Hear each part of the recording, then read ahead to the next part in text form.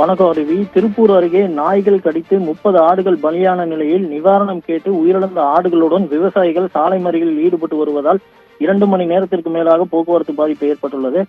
திருப்பூர் மாவட்டம் தாராபுரத்தை அடுத்த பட்டத்துப்பாளையம் பகுதியை சேர்ந்த வேலுசாமி தனது தோட்டத்தில் 40 செம்மறி ஆடுகளை வளர்த்து வருகிறார்.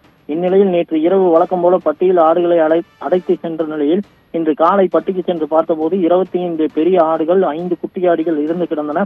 இறந்த ஆடுகளின் மதிப்பு 2 லட்சம் ரூபாய் இருக்கும் என கூறப்படுகிறது.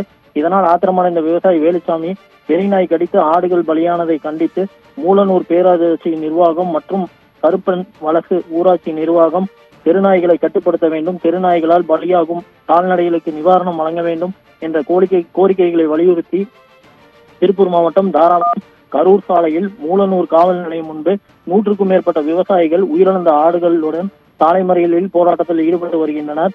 சம்பவ இடத்திற்கு வந்த வருவாய்த்துறையினர் மற்றும் போலீசார் போராட்டத்தில் ஈடுபட்டு வரும் விவசாயிகளிடம் சமரசம் செய்யும் முயற்சியில் ஈடுபட்டு வருகின்றனர். இதன் காரணமாக தாராபுரம் கரூர் சாலையில் 1 மணி நேரத்திற்கு மேலாக போக்குவரத்து பாதிப்பு ஏற்பட்டுள்ளது. திருப்பூர் மாவட்டம் காங்கேயம், வெள்ளக்கோவில், தாராபுரம் உள்ளிட்ட பகுதிகளில் கடந்த 2 மாதங்களில் மட்டும் பெருநாய்கள் கடித்ததில் 500க்கும் மேற்பட்ட ஆடுகள், கன்றுக்குட்டிகள், கோழிகள் உயிரிழந்ததும் தற்போது வரை பாதிக்கப்பட்டவர்களுக்கு எந்த ஒரு நிவாரணமும் மாவட்ட நிர்வாகம் மற்றும் தமிழக அரசு சார்பில் வழங்கப்படவில்லை என்பது குறிப்பிடத்தக்கது.